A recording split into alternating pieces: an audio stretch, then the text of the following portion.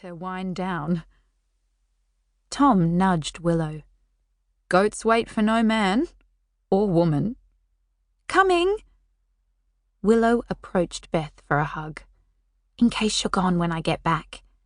I'm all sweaty, Beth protested. Yeah, that's gross. Don't get your sweat all over my sweat. Willow grinned and took off after Tom. Beth watched as they climbed into a farm vehicle, discussing their new livestock in animated tones. Just over 2 months pregnant, Willow had no baby bump to speak of so far, but soon enough she would have to tell the world. Willow would be so embarrassed by all the attention she would get, and Tom would glory in it. Beth smiled as warmth stole over her heart. Tom Forrest was the only man she considered good enough for her precious sister. The only man she really trusted to value Willow properly, and never to hurt her. As for Free's boyfriend, Finn, well, the jury was still out for Beth.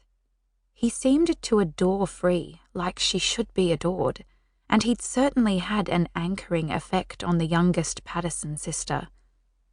For the first time in her adult life, Free seemed happy to stay in one place for more than a few months at a time.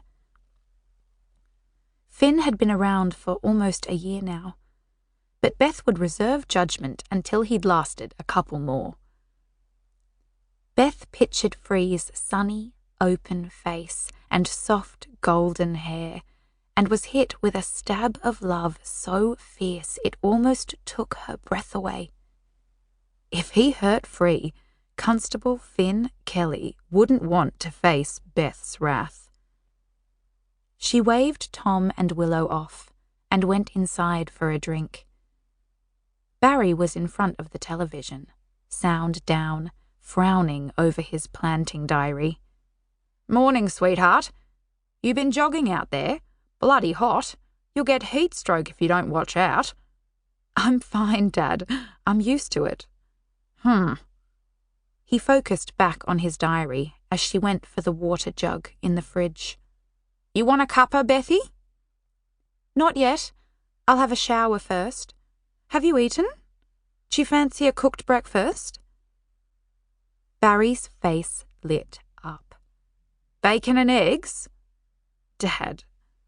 She didn't even have to finish. He raised his hand in defeat.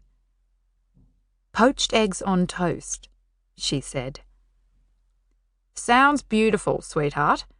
Don't tell your sister this, but you'll always be the best bloody cook in Mount Clare. Beth was unable to help a smile. Taught by Mum, the master, but you only think I'm better than Willow because I cook with meat. He chuckled. Nah, you've got magic in your fingers. Go and have your shower, and I'll get the kettle on. Beth enjoyed the slow morning at the station. She nattered and joked with her father, and found some clean washing to fold in the laundry, knowing how hard Willow and Tom worked. Coming back to her childhood home never failed to remind her to live life at a gentler pace, or at least to try. On the drive back to town in the afternoon, Beth thought about the next couple of days. They already looked crazy.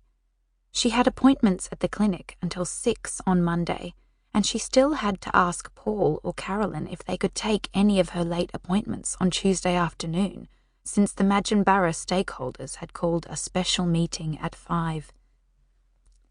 Then she had a networking function at 7. She hoped there would be food there, because at that rate, she'd be lucky to squeeze in dinner. She had to get her own tests booked too, a mammogram and a cervical screening. She'd never had an abnormal result, but it was better to be vigilant with her family history. Her mind wandered back to the stakeholder meeting. She wasn't sure why the meeting had been called. It wasn't